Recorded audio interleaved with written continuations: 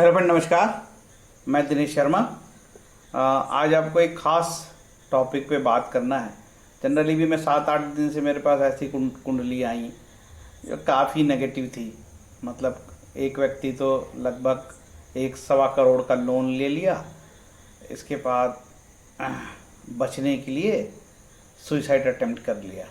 ठीक है। फिर कुछ ऐसे एक परिवार की ऐसी कुंडली आई जिसमें कि 3 जो एक बेटा और 2 बेटियां। बेटा की उम्र 52 साल और एक बेटी 55 साल की और एक बेटी 56 साल की। तीनों का विवाह नहीं हुआ और माता पिता भी गुजर गए। ठीक है। तो उनकी कुंडली देख के भी काफ़ी मन विचलित हुआ।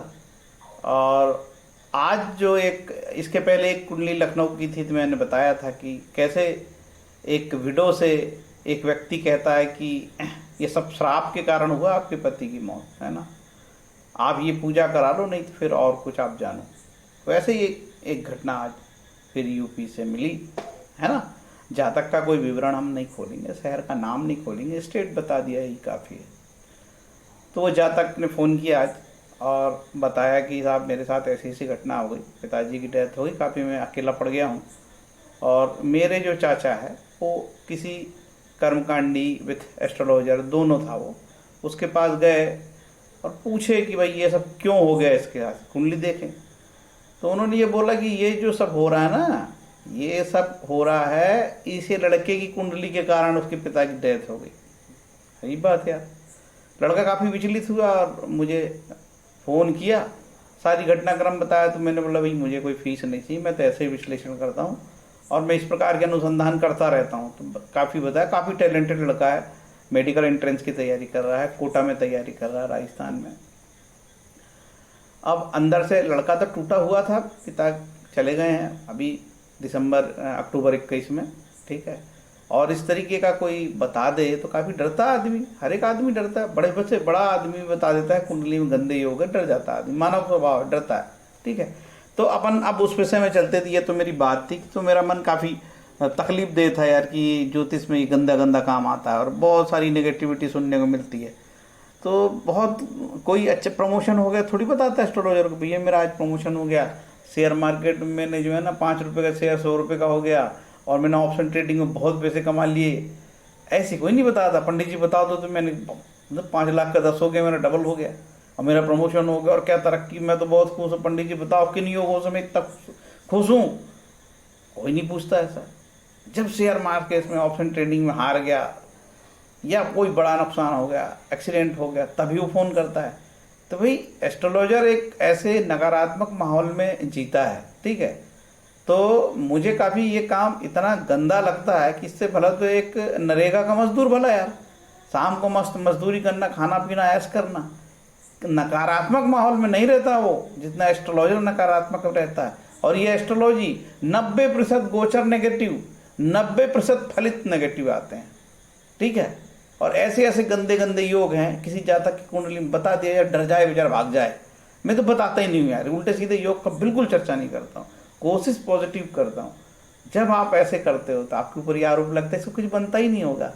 वो एक आरोप, जब एक तो ईमानदारी का काम कर रहा हूँ, उनको मैं डरा नहीं रहा हूँ, इसके बाद ये भी मेरे ऊपर कह देते हैं लोग कि तुमको कुछ नहीं बनता होगा। बताऊँ शनि नीच का है, शनि के साथ चंद्रमा है, विष योग, मंगल योग, फलाना ढिकाना, प्रेत योग, राहु के साथ शनि प्रेत, अष्टम भाव में चंद्रमा प्रेत योग, तब लगेंगे यार ये आदमी में काफ़ी क्वालिटी। तो वो नहीं बताता, तो वो भी अलग मेरा आर्थिक रूप से नुकसान भी झेलता हूँ मैं। ठीक है। कि भाई आदमी को भाई बिन हो न प्रीत, जब तक आदमी डराएगा नहीं तो पैसे कैसे देगा यार वो। अब मैं इस तरीके के पैसे कमाने का आदी रहा नहीं हूँ। ठीक है। मुझे काफ़ी तकलीफ हो जाती है। ठीक है। तो इस विषय में आज एक छोटी सी चर्चा करेंगे, काफ़ी मज़ेदार बात है यार, सुनिए ज़रा, देखिए। ज़्यादा लंबी चर्चा नहीं होगी, ज्योतिष चर्चा पे होगी, ज्योतिष की बात होगी। जैसे कि हमारे देश में प्रधानमंत्री जी मन की बात करते हैं, ठीक है, उसी तरीके से मैं ज्योतिष की बात कर रहा हूँ यार। ठीक है। मेरे ज्योतिषी की मन की बात है तो अच्छा, आपको मज़ा आएगा। ये मेरा मोबाइल नंबर है, कोई भी सज्जन यदि कुंडली विश्लेषण कराना चाहता है तो संपर्क कर सकता है। देखिए मेन टॉपिक ये है, देखो किसी की मौत होना, किसी के साथ अनहोनी होना, ये सब पूर्व जन्म को कर्म है। ज्योतिष पूरी पूर्व जन्म के कर्म पे डिपेंड करती है, ठीक है। कोई आदमी बहुत करप्ट है लेकिन बहुत गेन कर रहा है, खूब तरक्की कर रहा है, आप बोलते हो पंडित जी हमने तो 1 रुपये चोरी करे फंस गए और वो तो करोड़ों की चोरी कर रहा है और वो जो बच गया। भाई आपका पुराना हिसाब है, ये पुराना प्रारब्ध है, ठीक है। और उसका जो अभी खर्च बहुत, उसका पुण्य बचा हुआ है, तो चोरी कर रहा है तो बहुत बड़ी आसान से रह रहा है, नेता है और ये है और वो है, तो उसका पुण्य बाकी है, उसका भी समय आएगा, चिंता मत करो, सबका समय हिसाब बराबर है। प्रारब्ध तो प्रारब्ध है। ये जो वाल्मीकि रामायण में एक बात आती है, उसमें एक श्लोक है, उसमें लिखा है कि जो बात बिना सोचे विचारे अकस्मात सिर पर आ पड़ती है और पितरों द्वारा आरंभ किए हुए कार्यों को रोककर एक नया ही कांड उपस्थित कर देती है, अवश्य देव का विधान है, ठीक है। ये बात ऐसी थी, श्री राम जी को वनवास हो गया तो लक्ष्मण जी को बड़ा गुस्सा आया कि मैं दशरथ जी से, अपने पिता से ही युद्ध करूंगा और तो और भरत से युद्ध करूंगा और सबको मैं सबक सिखाऊंगा। तो राम जी ने बोले तमाशे न करो, चुपचाप चलो जंगल, समझे ना, ये सब प्रारब्ध के अधीन है। तो ऐसा बताया कि सब प्रारब्ध के अधीन है, तो फिर भी लक्ष्मण जी को नहीं समझ में आ रहा था। काफ़ी विस्तार से बताया गया है प्रारब्ध क्या होता है और डेस्टिनी कैसे काम करती है, तो थोड़ा समझ में आया, फिर चले गए चुपचाप जंगल राम जी के साथ। तो याद रखना, जीवन में कोई चीज़ अचानक घट रही है और खूब आप, जैसे कि कोई व्यक्ति की खूब इलाज करा रहे हो और अब कंट्रोल के बाहर है, डेथ हो गई, कुछ मत करो, जो होना हो गया भूल जाओ, ठीक है। कोई घटना अचानक घट गई, कोई व्यापार की हानि अचानक हो गई, आपने बड़े नियमित रूप से दुकान खोलते थे, व्यापार चलाते थे, सब में व्यवहार था, अचानक घटना घटित हो गई, ये इसको बोलते डेस्टिनी, प्रारब्ध। प्रारब्ध तो प्रारब्ध है, भवितव्य हो के रहेगा, डेस्टिनी है ना। तो ये डेस्टिनी से लड़ो मत यार, ईश्वर से प्रार्थना करो, डेस्टिनी से मत लड़ो। चलते हैं आगे अब, ठीक है। ये जातक की बात है। जातक का ये जो लग्न कुंडली है, ठीक है। जातक का मैं सिर्फ इतना बता रहा हूँ कि जातक का जन्म का समय आपको बताना थोड़ा सा जरूरी है, क्योंकि कोई कुछ जो छात्र हैं, वो स्टूडेंट है ज्योतिष के, वो रिसर्च में काम करते हैं। तो ये बच्चे का जन्म है 19 मार्च 1999, ठीक है। 19 मार्च 1999 दोपहर 2:05 उत्तर प्रदेश का जन्म है। और जन्म में राहु बैठा है और जो जातक की दशा चल रही थी वो दशा थी शुक्र में गुरु की दशा थी, ठीक है। ये ऐसा, और आप देखिए कि ये 9वां भाव जातक का काफ़ी पीड़ित था। और के.एन. राव साहब ने अपनी किताबों में लिखा कि 9वें भाव का सूर्य पिता के लिए अच्छा नहीं होता। मुझे हमेशा याद रहता है, मैं सब जितनी भी जातक की कुंडली आदि में चेक करता हूँ ये, ठीक है। और कई बार मैंने बहुत अच्छे से फलित भी दिए हैं, लेकिन कलयुग की बात है, कोई धन्यवाद भी नहीं बोलता। अब फीस तो ले ली है यार, धन्यवाद क्यों देगा, ठीक है। एहसान नहीं मानता वो, ठीक है, फीस लियो, एस्ट्रोलॉजर हो, बताना पड़ेगा। वो ये नहीं मानता कि आध्यात्मिक ऊर्जा है, आध्यात्मिक विद्या है ना। सूर्य के साथ जो भी ग्रह रहते हैं वो अच्छे फल नहीं देते, ऐसा सर्वार्थ चिंतामणि कहती है। सूर्य के साथ, क्योंकि सूर्य के साथ ज़्यादातर ग्रह जल जाते हैं, अस्त हो जाते हैं, ठीक है। तो इस कुंडली में सूर्य के साथ गुरु, चंद्र और बुध है, वक्री बुध है और द्वादशेष होके भी है, ठीक है। और ये जो बुध है जेमिनी का ज्ञातिकारक है। जेमिनी के ज्ञातिकारक मतलब सबसे कम अंशों वाला ग्रह, जो 6, 8, 12 की तरह फल देता है। 6वां, 8वां और 12वें की तरह फल देता है, ठीक है। और तो और अष्टक वर्ग में भी 19 बिंदु हैं। कहा जा सकता है कि जातक को पिता सुख में कमी है, लेकिन ये नहीं कह सकते कि आपके पिता की आयु इतनी है और इतने समय तक चलेगी। ऐसे कोई ज्योतिष में है नहीं सूत्र। होगा कोई ब्रिलियंट एस्ट्रोलॉजर जो डेट वेट बता देगा, होगी कुछ सिद्धियाँ, होगा कोई ईस्ट। हम तो ये कहेंगे कि पिता सुख में कमी है और पिता के साथ कुछ घात हो सकता है, बस इससे ज़्यादा नहीं निकलेगा यार, ठीक है। और निश्चित रूप से शुक्र की महादशा, शुक्र इस कुंडली में केंद्रेश है। शुक्र को भी केंद्र का दोष लगता है, ये सिद्ध हो रहा है। शुक्र की दशा में पिता की मौत हुई है, शुक्र को भी केंद्र का दोष लगता है, ठीक। और तो और गुरु, गुरु तो है ही द्वादशेष, पिता के स्थान के कारक हैं, पिता की डेथ करा है। और क्या चल रहा था, शुक्र, गुरु और सूर्य, सूर्य देखिए मारक है, और सूर्य तो स्वाभाविक रूप से पिता की मौत का कारक हो सकता है, पिता का कारक है सूर्य, ठीक है। और उस समय गोचर था कि ये जो मकर राशि पे यहाँ पे गुरु और शनि घूम रहे थे, और 6 कन्या राशि में सूर्य, मंगल, बुध, चंद्र जातक के जन्मकालीन 4-4 ग्रहों को देख रहे थे, और पिता स्थान को ग्रह देख रहे थे।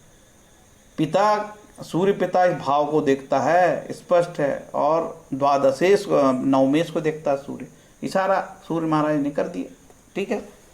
तो ये इस प्रकार की इनकी पिता की डेथ हुई। और इसमें मैं थोड़ा आपको, ये नवमांश कुंडली है, नवमांश कुंडली पर नहीं जाता, मैंने कुछ निकाला भी नहीं है, मैंने तो सुविधा के लिए लगा दिए दर्शकों के लिए।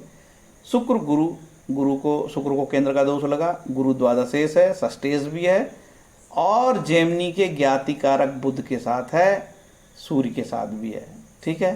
तो ये चीज़ हमको यहाँ पे समझ में आई। अब आगे चलते हैं थोड़ा और। इसके बाद हम देखते हैं कि जातक की चंद्र कुंडली। अब हम जातक की चंद्र कुंडली देखते हैं तो यहाँ पे जो है ना, मंगल महाराज 8वें में जाता है। जब भी 8वां स्थान का प्लानेट, 9वें स्थान का प्लानेट 8वें में आएगा, इसको बोलते अनफॉर्चुनेट, स्वयं जातक के साथ और पिता के साथ होने वाली अनहोनी घटनाएं, या पिता के जीवन का संघर्ष, या पिता के जीवन में संघर्ष के दौरान अनेक घातक दुर्घटनाएं, ऐसे हम फलित कर सकते हैं। और अनफॉर्चुनेट होना, काम रुक जाना, अब एन मेडिकल का एंट्रेंस देना है और पिता की मृत्यु हो जाए, तो यार कितना बड़ा सदमा है, पढ़ाई डिस्टर्बेंस हो जाती है, ठीक है। तो इस तरीके से ये नवमेश को शनि देखते हैं, है ना, और अष्टमेश शुक्र देखते हैं। निश्चित रूप से ये कभी घातक योग है काफ़ी, है ना। इसके बाद हम चलते हैं, जब ये जातक का जिस दिन पिताजी की डेथ हुई, उस दिन का भी हम गोचर देखते हैं। तो गोचर में नहीं बताया, इस दिन के गोचर में ये चारों ग्रह पिता के भाव को देख रहे थे, और शनि भी पिता के भाव को देख रहा था, और भाग्येश जो है पिता स्थान का स्वामी भी नीच के हो गए थे, नीच के थे गोचर में। तो इस तरीके की घटना ये घटित हुई। ये चीज़ मैंने आपको आज बताया। मेरा जो कार्यक्रम का मुख्य ये सार था कि प्रारब्ध तो होता है, चलता रहता है, कई लोगों के जीवन में अप डाउन घटनाएं होते रहती है। मैंने सभी लोगों से निवेदन है कि जो हर शहर में एक ऐसा व्यक्ति होगा जो राहु काल सर्प योग का दुरुपयोग करता है, जो एस्ट्रोलॉजी का जो दुरुपयोग करता है, जो कर्मकांड का दुरुपयोग करता है, वो इंतजार करता है कि कोई उसके पास आ और जाए, उसका पूर्णतः मुंडन कर देगा, उसको टोपी पहनाएगा ही पहनाएगा, है ना। तो आप सेकंड ओपिनियन ले लीजिए, ठीक है, किसी ना किसी से सेकंड ओपिनियन ले लीजिए। और ऐसे ढेरों एस्ट्रोलॉजर हैं, उठा लेते हैं फ़ोन, बात कर लेते हैं, हर बात का पैसा नहीं लगता यार, ठीक है ना। हमारे जैसे लोग तो मदद कर ही देते हैं, ठीक है। बड़ी वेबसाइट वाला तो उसने तो बंद कर दिया बातचीत करना, उसको तो 5,000 10,000 की फीस चाहिए, और 1.5 लाख का वो आपको हीरा मोती देगा, उसका काम चलता रहेगा, उसे कोई मतलब नहीं, कोई हो फ़ोन नहीं उठाना, ठीक है। फ़ोन उसके जो है पीए लोग उठाएंगे। महाराज जी से तब बात होगी जब 5,000 जमा करोगे, तुम्हारी अम्मा मर जाए, दादा मर जाए, बाप मर जाए, लोगों को कोई मतलब नहीं है, ठीक है। तो ये व्यापार है, प्रोफेशनल दुनिया है, किसको क्या बोला जाए यार, ठीक है। सबके अपने काम करने के तरीके हैं, इस विषय में बहुत ज़्यादा आलोचना भी उचित नहीं, सबके अपने तरीके हैं। तुम्हें देखना देखो भाई, हम नहीं करना। तो ये ज्योतिष पे चर्चा थी, और मैंने बताया कि कैसे लोग किसी के कुंडली में ये बताते हैं कि भाई साहब आपकी कुंडली में ये जो राहु बैठा है ना, ये राहु के वजह से होगा, और इस जातक की कुंडली में इतने राजयोग हैं भाई, ठीक है। इसकी सिस्टर अमेरिका में है, ठीक है। इसकी कुंडली में योग बताता हूँ मैं। सबसे पहला योग, यदि लग्नेश चंद्र में आता है और वो द्वादश नवमेश के साथ है, सबसे बड़ा योग गुरु और चंद्र का गजकेसरी योग भी बन रहा है यार। दूसरी चीज, दूसरा योग होता है इसमें धनेश सूर्य हो गया, तो धन योग बन गया। और यदि लाभेश 10वें भाव में आए और उसमें से केंद्रेश शनि केंद्रेश है, तो ये भी योग बनाता है। सप्तम और उसका केंद्र और लाभ स्थान का योग बनता है। अब ये शनि और मंगल आपस में देखते हैं, तो मंगल इस कुंडली में सबसे शुभ ग्रह है, ठीक है, 9 में से 10 में होके, और वो किसको देखता है, लाभेश को देखता है। वो शनि को देखता है, ठीक है। तो निश्चित रूप से योगकारी कुंडली है ये। ऐसे बहुत सारे योग बनते हैं। और तो और D9 में भी कुंडली बहुत अच्छी है। D9 में भी शनि शुक्र केंद्र में है, वहाँ भी योगकारी कुंडली है। ऐसी योगकारी कुंडली को भी लोग कहते हैं कि ये जो शनि यहाँ पे बैठा है, इसने तेरे पिताजी को मार दिया, और तुम्हारी कुंडली में ऐसे योग हैं कि तुम्हारे पिताजी के साथ ऐसा हो जाएगा, और तुम्हारे कारण हुई है उनकी डेथ। और एक और चीज़ बोला, तुम्हारे कारण। अरे कुंडली में योग है वो तो अलग बात है यार, सबके रहते हैं। तुम्हारे कारण हुई है। मेरे को भी कह दे यार, तुम्हारे पिताजी की मौत का कारण तुम हो। तो मैंने जातक से पूछा, क्यों भाई, तुमने पिताजी को मार दिया? नहीं सर, मैंने नहीं मारा सर, उनकी तो किडनी फेल हो गई थी तो डेथ हो गई। तो फिर वो कैसे कैसे आपको बोल रहा? अच्छा, नहीं उन्होंने बताया कि तुम्हारा राहु लग्न में बैठा और ऐसे ऐसे योग है तो तुम्हारे कारण से हो गया। वो ये बताना भूल गया कि जातक की कुंडली में ऐसे योग दिखते थे जो पिता के साथ घात दुर्घटना हो सकती है। उसने थोड़ा उसको मोल्ड कर दिया धन के लिए, तुम्हारे कारण हुआ है। देखिए, तुम्हारी कुंडली में ऐसे योग दिखते हैं, ये अलग बात है। तुम्हारे कारण हुआ है, ये अलग बात है। कुंडली में यदि लग्न में राहु बैठ जाए, कितने लोगों की मैंने कुंडली में लग्न में राहु देखा, और लोग IIT में काम करते हैं, कोई प्रोफेसर है, कोई बड़ा IAS ऑफिसर है, कोई उद्योगपति है। लग्न का राहु तो आदमी को इंटेलिजेंट बनाता है। कोई जरूरी कि लग्न का राहु का आदमी चोरी बनाएगा, अच्छा मैनेजर बनाता है। ऐसा व्यक्ति लग्न का राहु जो अपने काम कहीं कैसी भी परिस्थिति में निकाल सकता है। लग्न का कोई राहु है और कोई फौजी हो, वो व्यक्ति तो बहुत अच्छा फौज का मैनेजमेंट करता है। कठिन से कठिन समय में 2-4 भी हथियार रहे होंगे, 4-5 भी फोर्स रहे होगी तो लड़ लेगा वो तो, क्योंकि वो मैनेजर है लग्न का राहु, कठिन परिस्थिति में लड़ सकता है। तो इस तरीके से जो ऐसे वातावरण में आप लोगों से निवेदन है कि आप लोग सेकंड ओपिनियन लिया करो, ठीक है। कोई बात बताता है उसको मत मानो, सेकंड ओपिनियन लोगे तो सब पोल पट्टी खुल जाएगी। और दूसरी एक और डर बताया उसने कि आपकी कुंडली में काल सर्प योग है। इस कुंडली में काल सर्प योगी है ही नहीं। देखिए, हम यहाँ राहु से जाते हैं, 1 2 3 4 5 7 केतु आ गया कि राहु और केतु के अंदर केवल मंगल है, और केतु के आगे सारे ग्रह ये बाहर हैं, 5 ग्रह तो बाहर हो गए। और इसकी कुंडली में मात्र जो है राहु केतु को मैं छोड़ दिया जाऊं तो 3 ही ऐसे ग्रह हैं, 3 ही राशि में पूरे के पूरे ग्रह हैं, राहु केतु को छोड़ दिया जाती है। यदि 3 राशियों में ग्रह हैं तो ये भी योग बनता है। इतनी अच्छी राजयोगकारी कुंडली को भी लोग कहते हैं कि तुम्हारी कुंडली में दोष है और तुम्हारे पिता की मृत्यु के दोषी तुम हो, तुम्हारे लग्न में राहु बैठा है।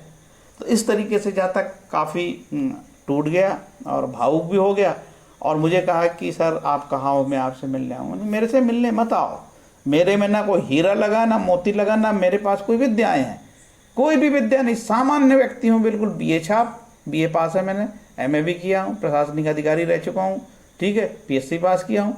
चोर नहीं हूँ, ईमानदार आदमी हूँ यार, ठीक है। चोरी मेरे से बनती नहीं ज्योतिष से। अरे मैं तो सर बैंक का 1 करोड़ लोन भी लेके खा जाऊँ, लेकिन मैं किसी व्यक्ति की कुंडली नहीं मैं छेड़छाड़ कर सकता। ग्रहों की चोरी मेरे से न करेगी, ठीक है ना। मैं सरकारी जमीन अतिक्रमण कर लूँ और दुकान खोल लूँ, वो चलेगा यार, लेकिन मैं किसी जातक को राहु तेरा ऐसा है, ये ऐसा, ऐसे चोरी के पैसे मैं नहीं कमाऊंगा। ऐसे मैंने कसम खाई, ऐसे पैसे खाने ही नहीं मेरे को। कहीं पे भी सरकार की ज़मीन दबा के दुकान खोल लूँगा, वो मुझे अपराध नहीं लगता। लेकिन इस तरीके के अपराध करना, ये काफ़ी किसी के मन को तोड़ने वाली बात है। तो ये ऐसे वीडियो मैं बनाते रहता हूँ। हमारे यदि इस प्रकार का छोटा सा प्रचार प्रसार आप देखते होगे कि जो बहुत काम की बात होती है, उसके वीडियो 2 लोग, 4 लोग, 10 लोग देखने वाले होते होंगे। और यदि बहुत गंदा सा वीडियो है कि मंगल का अंगारक, शनि चंद्र का विषयोग, पिशाच योग, रात को 12 बजे टीवी में चैनल चल रहा है, काली के दर्शन होंगे आज, और तो और सूर्य का यंत्र बेच रहा रात को 2:30 बजे। सूर्य का यंत्र तो खरीदा जा सकता है, लेकिन कोई यंत्र बोले कि ये सिद्ध यंत्र है, कि मेरे पास कोई सूर्य का सिद्ध यंत्र होगा, हनुमान का सिद्ध यंत्र होगा, तो मैं बाजार में क्यों बेचूंगा यार, मैं अपने पास ना रखूंगा। मेरे पास कोई हीरा होगा तो मैं काहे बेच दूंगा, या तो मैं हीरा बहुत दाम से बेचूंगा उसको। हीरा तो बेचा भी जा सकता है, लेकिन सूर्य का सिद्ध यंत्र बेचा ही नहीं जा सकता। ऐसे सिद्ध यंत्र कभी होते भी नहीं है कि सिद्धि करके बेचो। एक व्यक्ति को बोलो करो रे भैया सूर्य के यंत्र बनाओ, सिद्धि करो, चलो बाजार में बेचो। हाँ, सूर्य का यंत्र आप मिलता है, चंद्र का यंत्र मिलता है, पूजा में रखने के लिए आप लेके खरीद के उसको साध सकते हो। तो ये छोटी छोटी चीज़ें आपको अट्रैक्ट कर लेती हैं। सूर्य का ऐसा चित्र बना हुआ और बिल्कुल आकर्षक, और उसमें जो यंत्र आते हैं आजकल तांबे के, और वो भी बड़े आकर्षक रहते हैं, ठीक है, और बड़े काफ़ी मेहनत से हालांकि वो बनते हैं। तो इस सब छोटी छोटी बातों को ध्यान रखो आप, और उम्मीद है कि मेरा ये जागरूकता अभियान चलता रहेगा। समय समय पे मैं ऐसे वीडियो बनाता हूँ, और इसी वीडियो से थोड़ी थोड़ी जनता के बीच में जागृति आए, यही निवेदन है। कि जैसे हमने एक छात्र की आज जो है बेचारा पिता की डेथ के बाद घर में गमगीन माहौल में माँ के साथ परेशान है, और उसे एक बताया जा रहा है कि ये मौत के कारण तुम हो। तो मुझे लगा कि यार ये पिता की हत्या कर दिया होगा इसने। ठीक है, नहीं भाई, ऐसा कुछ नहीं। लगन में राहु बैठा है और तुम्हारी वजह से पिता की ऐसी हो गई। तो जैसा काफ़ी डर गया और मेरे को अपनी सारी व्यथा बताया। तो मैंने एक और आपको वीडियो की महिला का बताया था, और इस सप्ताह मैंने काफ़ी नेगेटिव कुंडली देखी है। तो अपने आप को, मन को हल्का करने के लिए कई लोगों को मैंने आध्यात्म रामायण और वाल्मीकि रामायण के जो PDF है प्रारब्ध से रिलेटेड वो भेजे हैं कि भाई ज़्यादा मत छटपटाओ, यदि जो कुछ होना वो तो होता है, काहे को टेंशन लेते हो। तो थोड़ा मनोबल बढ़ाने का मैंने प्रयास किया है। उम्मीद है कि ये वीडियो आपको पसंद आएगा। यदि वीडियो पसंद आए तो इस चोरों की दुनिया में सब चारों तरफ से 90% लोग लुटेरे काम कर रहे हैं। कोई व्यक्ति सही बात बताता है तो उसकी बात को मान्यता दो, उसको थोड़ा प्रोत्साहन दो, तो आदमी बनाएगा। नहीं तो काय को बनाओगे यार कि एक आदमी मेरा वीडियो नहीं देखता, मैं क्यों बनाऊंगा। पूरी दुनिया एक सी हो गई, सबको हीरो मोती चाहिए। कोई किसी को नाम जप में इंटरेस्ट नहीं है, कोई मंत्रों में विश्वास नहीं करने को तैयार है, कोई मंत्र पूछता ही नहीं है। वो तो उपाय बता दो, उपाय में हीरे मोती बता दो। और यदि हम हीरे मोती नहीं बेचते हैं, नहीं बताते हैं, क्योंकि ऋषि पारशर ने नहीं बताया है, तो निश्चित रूप से हमारे फॉलोअर बहुत नाम मात्र के होंगे, हमारे देखने वाले बहुत कम होंगे। क्योंकि हम वीडियो के ऐसे टाइटल नहीं बनाते कि गोचर में राशि, सूर्य राशि से वो राशि जा रहा है या शनि ये राशि में जा रहा है और फला राशि वाले करोड़पति बन जाएंगे और फला राशि वाले रोड़पति बन जाएंगे। हमसे ऐसे वीडियो के टाइटल दिए नहीं जाते, क्योंकि तो ऋषि पारशर के साथ घात होगा। क्योंकि ज्योतिष विद्या ब्रह्म विद्या है, वो तो आपको वो सांकेतिक कुछ बता देता है एस्ट्रोलॉजर कि थोड़ा बहुत, क्योंकि ओरिजिनल एस्ट्रोलॉजर नहीं है। और एस्ट्रोलॉजी के सूत्र किताबों में नहीं छुपे हैं, वो तो गूढ़ रहस्य विद्या थी जो गुरु अपने उन्हीं शिष्यों को देता था जो ईमानदार होगा। अब गुरु जी को पता होगा तो चालू चक्री आदमी इसको क्या सूत्र देंगे, बाजार में बेचेगा दुकान लगा के। इसलिए गुरुओं ने कई सूत्र अपने साथ दफन कर गए, लेकिन दिए नहीं, क्योंकि चालू चक्री लोगों को वही काम है, फिर उसको बेचना, उसको, है ना। अब किसी को पता लग जाए कि लड़का होगा कि लड़की होगा, इस सूत्र कैसे निकालते हैं, जो कि सरकार ने एक्ट बना रखा है, PNDT एक्ट, है ना। तो आप ऐसे क्रिमिनल एक्ट में इन्वॉल्व हो जाओगे, इस प्रकार की फलित बताओगे, तो आप तो अपराध की श्रेणी में कर रहे हो ना, आप अपराध कर रहे हो। तो इस तरीके से अपराध में लोग इन्वॉल्व हो जाते हैं। आगे इसी विषय पे और ऐसे टॉपिक होंगे। मैं राहु गाथा पे भी वीडियो बनाते रहता हूँ, तो जब मेरा मूड हो जाए तो मैं ऐसे छोटे मोटे वीडियो बना के जनता के बीच में आता रहता हूँ। उम्मीद है कि ये मेरा छोटा सा प्रयास आप लोगों को अच्छा लगेगा। और निश्चित रूप से मेरे कई जानने वाले, पहचानने वाले हैं, काफ़ी वो सराहना देते हैं और मुझे बोलते हैं कि आपका जो ये प्रयास है काफ़ी अच्छा है और लोगों की हिम्मत को बढ़ाता है। ठीक है, इतना बोल के मैं आज के प्रकरण को विराम देता हूँ। उम्मीद है कि आप लोगों को ये सब चीज़ें अच्छी लगेगी। और सभी मैं अपने दर्शकों से कहता हूँ कि आगे 15 तारीख से श्राद्ध आ रहा है, 15 से 26 तारीख तक रहेगा लगभग, है ना, तो 25 तारीख तक रहेगा लगभग। तो ये जो भी श्राद्ध है, इसके श्राद्ध का अच्छे से आपको का श्राद्ध के नियमों का पालन करना है। और यदि आपके माताजी या पिताजी का स्वर्गवास हो गया है तो या भाइयों का, भाभी का, किसी का आप श्राद्ध जरूर करिए, क्योंकि पितर आएंगे, पितर को खाली मत लौटाओ।